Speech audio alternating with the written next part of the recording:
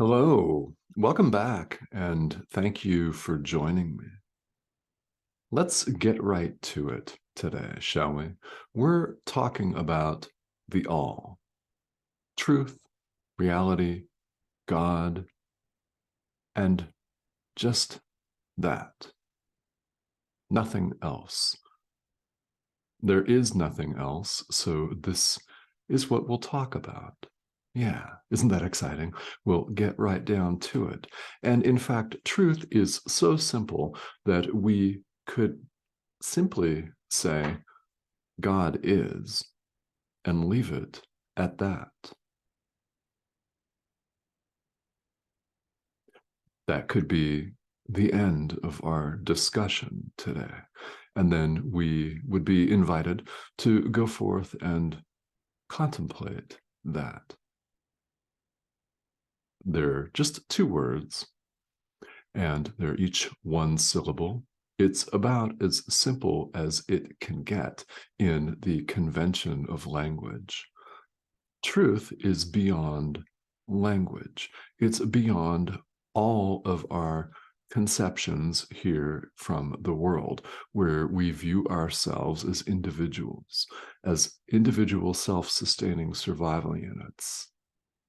We classify and label our entire existence based on where we live, based on who we're dating or in a relationship with, based on what we do for work, and so on and so forth. Classifying and reclassifying and further subdividing and dividing and parsing out our entire experience until we become exhausted.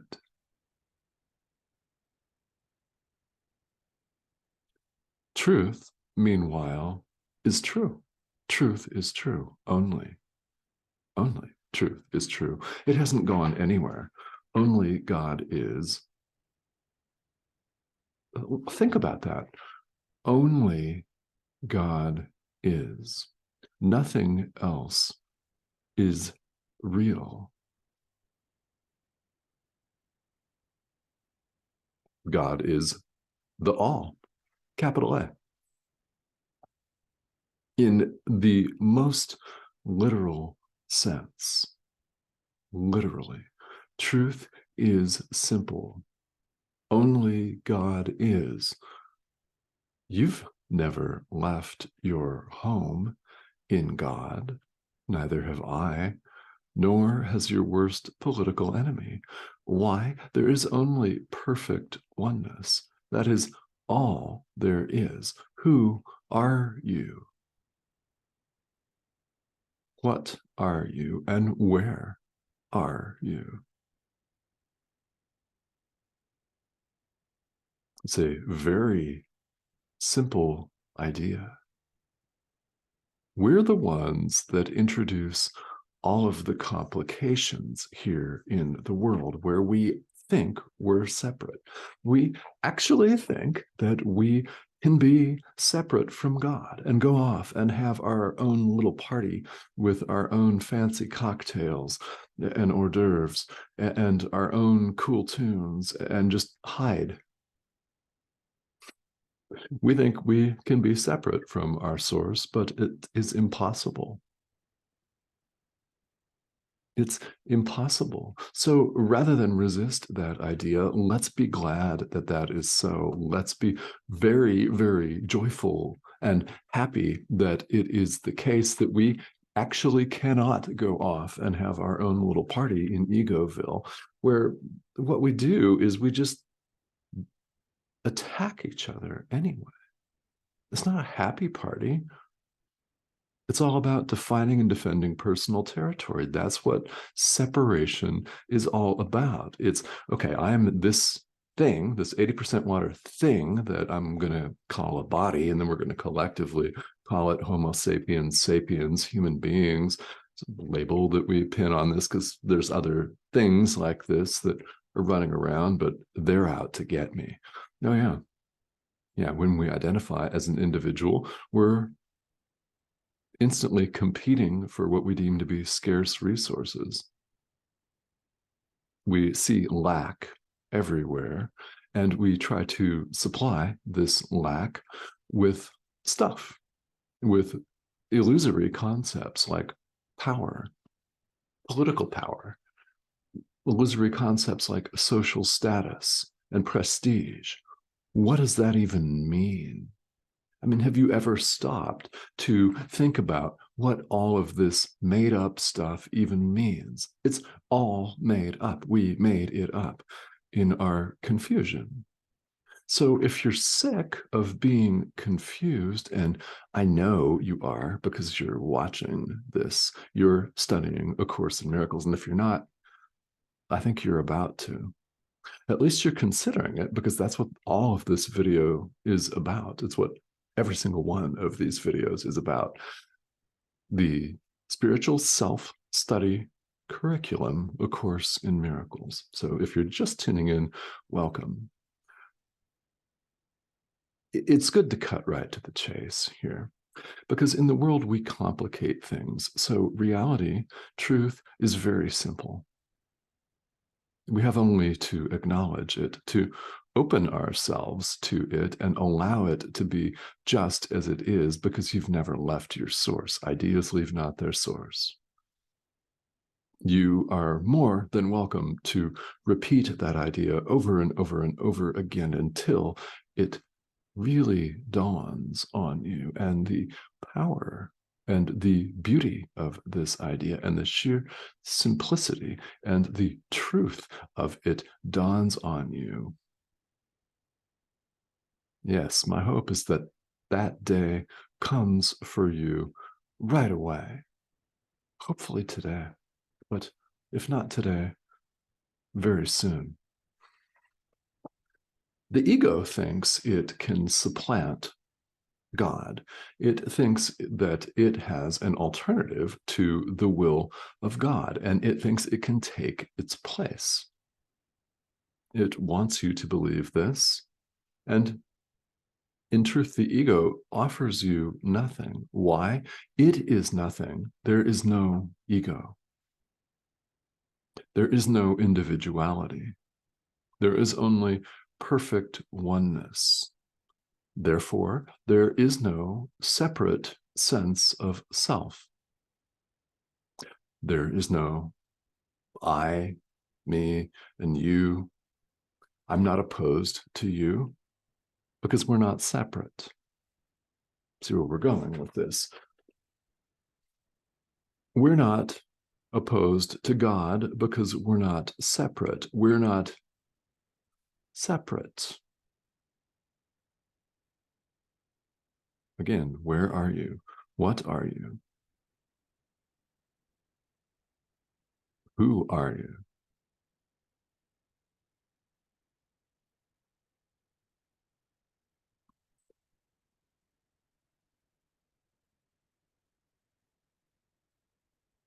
The ego does not exist. It's a simple mistake. So here in the world where we're so used to seeing ourselves as opposed to one another, it's very easy for us to think that we have to be opposed to the ego as well, and to see it as an enemy or something outside of us. Well, actually, that just makes it real to us. And all of the divisions that we see here in the world are real to us because we've put our belief in them. We've identified with them and we call it reality. Yet deep down, we know that is an absolute fabrication and totally, completely, 100% untrue. If we didn't know this, we would not have spiritual practice in any tradition or any form. We wouldn't give a damn. But deep down, we all know that all of these fabrications are completely unnecessary, and they're not our home. They're not who we are. Are you, in fact, your occupation? No. No, of course you're not. You're not your bicycle, are you? Right? You're not your shirt or the pants that you're wearing. You're not your political affiliation. You're not your gender. You're not your species, even. Those are all separation ideas. Everything in this world is a separation idea because this world is a separation idea.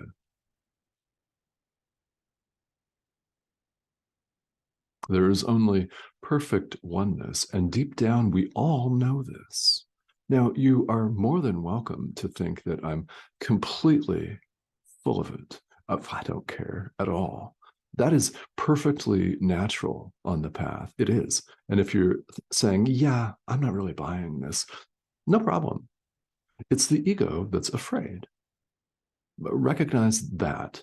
That's important. It's the ego that wants you to go back to the way things were before you were exposed to the idea that there is no world and you are one with God, which you have known for all time.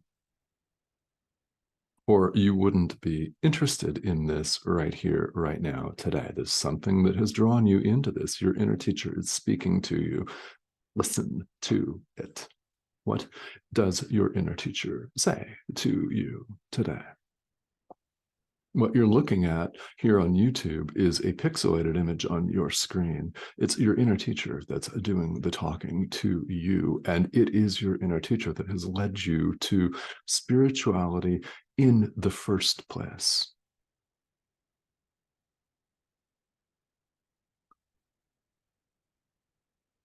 I mean, bottom line, right? You're listening to the call. You're answering the call. And that is a beautiful, beautiful thing. So I thank you for that. And more importantly than that, everyone thanks you for that. That's what this world needs, isn't it? Is more people answering the call. The call goes out to all of us from our inner teacher. There's one teacher, there's a one mind. The call goes out to each and every one of us at all times. The question is, are you listening? Obviously, here in the world, not everybody's listening. They will. And it doesn't have to be in this lifetime either, by the way. So if you have friends or family members, or if you choose to ignore spirituality from this point on for the rest of your life, thinking that we're all a bunch of lunatics and freaks, well, that's completely up to you. The lunacy is in this world where we believe we're something we're not. Ultimately, we all choose to see that. So the sooner that you have that experience, the sooner you choose to allow truth to be just as it is, well, the better, right?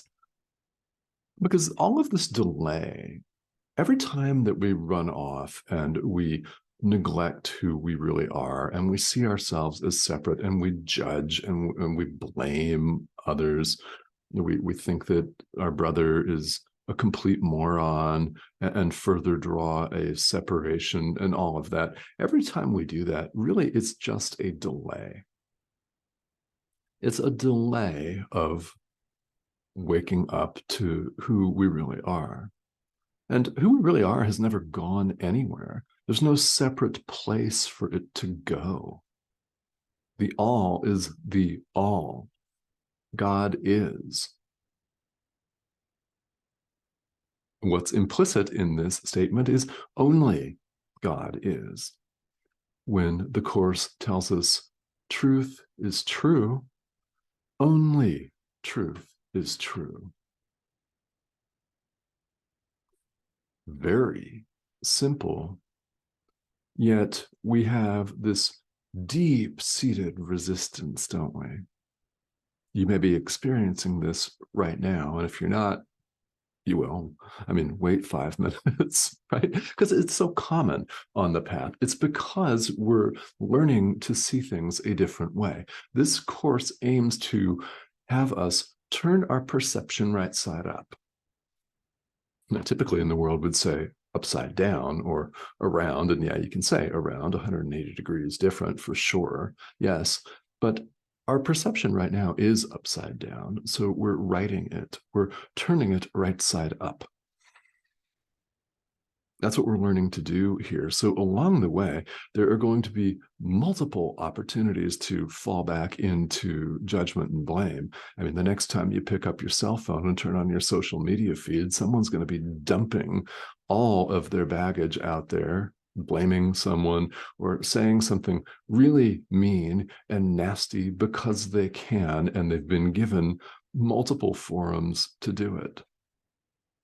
I mean, we don't have to scroll very far to see all that. So there will be many opportunities for us to instantly pass judgment. But what we're invited to do in cultivating this awareness with spiritual practice is to open up a gap between the stimulus and response. This is why meditation's a thing in world spirituality. It is. That's why it exists. That's why mindfulness practices exist. And the genius of it is we can, present moment, open space. Take, for example, let's say you have someone in your life that annoys the crap out of you, and every time they open their mouth or they type something on social media, it triggers you. An instant judgmental response. We can all think of probably a dozen people right off the top of our heads. Just think of one. And there's an instant judgment there. Now, practice forgiveness for a period of time, a year or two or 30, 40, more. See where I'm going with this. Develop a habit of spiritual practice, and you'll discover one day, doesn't mean that this person's not going to spout their usual quantity of hatred.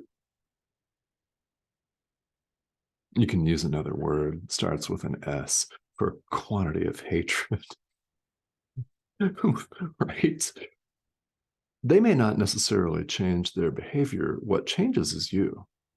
Your mind changes with spiritual practice because over time, there opens up a gap between the stimulus of someone dumping their crap on you, on the world, and your instant response. So whereas in the past, if you instantly judged or wanted to say something worse than that, even lash out, over time, you'll begin to notice, if you do the practice, you'll begin to notice that it doesn't bug you the same way. You don't see it the same way, to the point where it's just, it's nothing.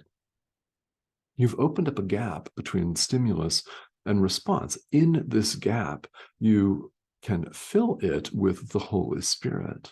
You can forgive. You can choose to do something differently. You can choose to think differently. That is the genius of meditation in a practical sense. It opens up this gap in which you may choose, by your choice, to see things differently. Very powerful. Plus, it's only in quiet that we can actually hear God's voice anyway. The voice for God is your inner teacher that has you watching this video right now. So my heartfelt invitation to you is to listen to your inner teacher. When you encounter resistance, the very first thing to do is to become aware of it, right? How can we solve any problem if we're not aware that the problem's going on? I mean, really, seriously, right? That makes sense. So become aware of it and give everything over to your inner teacher. Return like a living, breathing, waking meditation, which all life is. You could see it this way. When you get distracted by ego clinging, by egoville, by judgment and blame, bring your awareness back to the object of meditation. It's just like a sitting meditation practice. It's exactly the same thing. It's exactly the same thing. When you get carried away by judgment, blame, ego clinging, thinking you're superior to other people and other people are inferior to you, or you're reacting with judgment to someone's horror posts on social media. Bring your awareness back to the object of meditation. In other words, bring your awareness back to true forgiveness of the Son of God. Bring your awareness back to the workbook lesson if you're going through the workbook. Bring yourself back to one of these very, very repeatable, stick in the mind kind of phrases that dot A Course in Miracles. Ideas leave not their source. There is no separation. There is no world. Whatever it is that inspires you to forgive, bring your awareness back to that and forgive.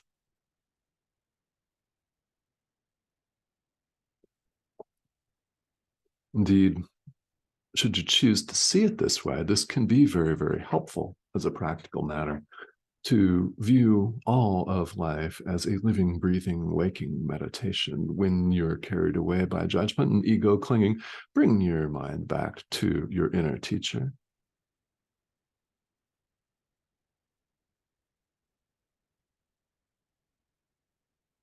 Do it as often as you remember to do it. And when you notice that you haven't done it all day, forgive yourself. If you're going through the workbook, you'll know that each day has a different suggestion for practicing the day's idea, which is known as a lesson in the workbook for students. And then, if you've been through that, you'll know that each practice period is designed to look differently. And you'll also notice that we forget a lot of them because it's easy to get carried away. So when you do, please be nice to yourself and forgive yourself. And just when you remember the day's idea, bring your awareness back to it. When you remember, bring it back. It's like a living, breathing, waking meditation. When you notice yourself carried away with thoughts about Facebook, when you notice yourself carried away with thoughts about work or tomorrow's lunch, or the fact that that your elbow hurts, or whatever it is, just bring your awareness back. Bring your awareness back to your inner teacher with whom I invite you to connect. In fact, you've already connected with your inner teacher. I know you have, or you wouldn't be watching. You're listening to your inner teacher right now. Again, what you see on your screen is a pixelated image of little dots and whatever. How that works, I have no idea. I'm just grateful that it exists so that we can communicate with one another. It's one of the coolest things about this 21st century technology is we can very positively, should we choose, right, very positively impact people on the other side of the world whom we're not likely to meet in person in this lifetime. So I thank you very much for joining me here. And I thank you for all of your subscriptions, comments, all of the likes. The comments are very welcome, and there have been some excellent questions left here. So if you have questions, please feel welcome to leave them here. There's no such thing as a question that's too basic. In fact, those are the best, actually. If you've got questions, please feel welcome to reach out and leave them, and I'll get back to you on them. And if you have not subscribed yet, I invite you to do this. This is a growing international community. We've had a number of people recently join us, so thank you for that. The subscription button is this arrow here in the bottom of your screen here in the corner. Go ahead and click on that and join us. We'd love to have you. And we'll see you soon.